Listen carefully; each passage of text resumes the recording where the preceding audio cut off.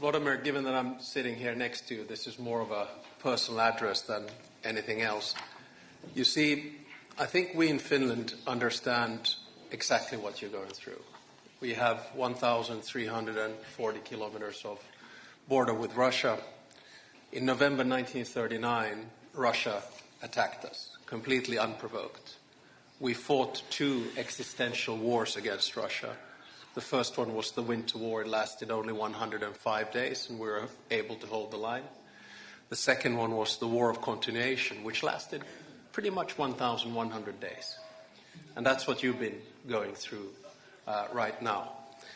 And essentially, for me, this war is about the existence of nationhood in Ukraine. And that nationhood is based on a triangle. And that triangle is something that we thought would be respected ever since the end of World War II. And that is independence, sovereignty, and territorial integrity. Now, in World War II, Finland had to accept a peace with Stalin. And I'm sure we're going to have to accept a peace with Putin. But the peace that we accepted had only one out of the 3 statehood principles in it: independence.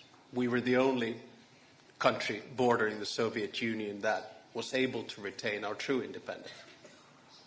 But we lost our sovereignty. We couldn't decide the clubs we wanted to join. We were able to join the EU only when the Soviet Union collapsed in 1995. And we lost 10% of our territory, including the areas where my grandparents were born and where my father was born.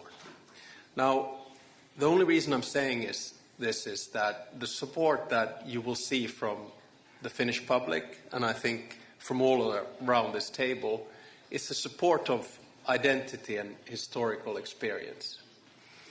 Now, my big point is that there seems to be some misunderstanding about what is going on here. Russia obviously started this war, but remember that it started this acquisition of territory and spheres of interest already in 2008 by attacking Georgia, and then in 2014 by annexing the Crimean Peninsula.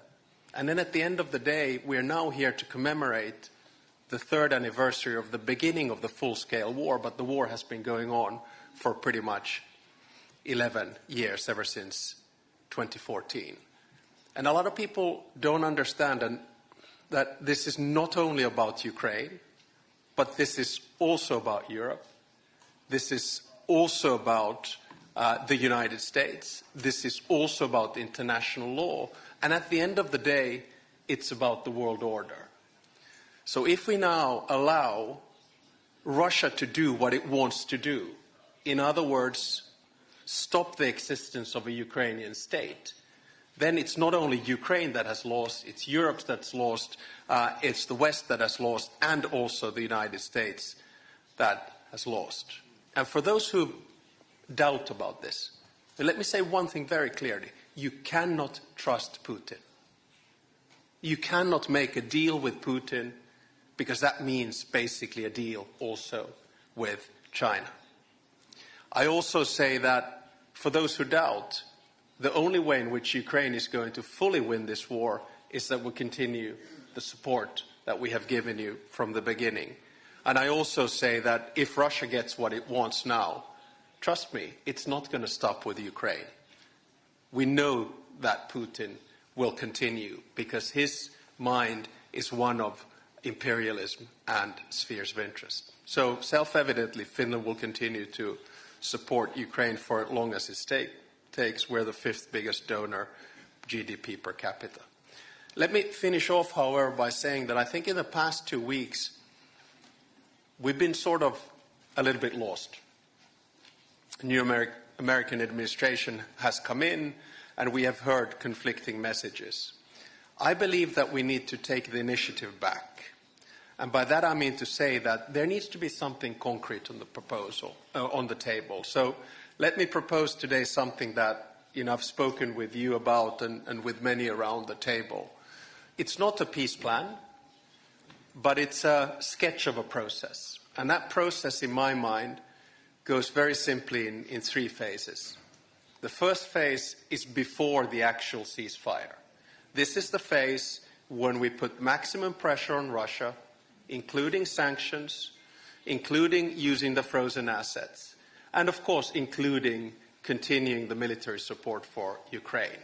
This is also the time when I think European leaders need seriously talk about security arrangements. And of course the lead comes from Ukraine. You have the biggest land force and most experienced land force in Europe. But there needs to be support from Europe, and the backstop needs to come from the United States. All of this needs to be settled before a ceasefire is brokered, whether that's Easter or whenever, we don't know. The second phase is the ceasefire phase. And the ceasefire basically means that there's a contact line, probably monitoring thereof, but it also means that two things are put into place. First is a negotiation on the actual agenda and modalities of the peace process, because there is no peace process, there is no agenda, there are no modalities.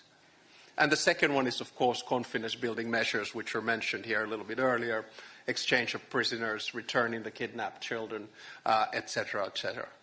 This is the second phase. Then only begins the third phase, and we're far, far, far from it. And that is the actual peace process. That's when there is conversation about territory, that's when there is conversation about reconstruction, and that's when there is conversation about unraveling the sanctions. Having said all of that, very conditional by the way, having said all of that, I think we need to make clear to the Russians and everyone else that there are a few things that are completely off the table in these negotiations. One is EU membership. It is not Russia who decides on EU membership. It is the European Union who does that. Two is NATO. It is not Russia that decides on NATO membership. It is the alliance itself. Three is Ukrainian defense. It is not Russia that decides on what Ukraine has by its border, when, where, and how. And four, European security arrangements or order.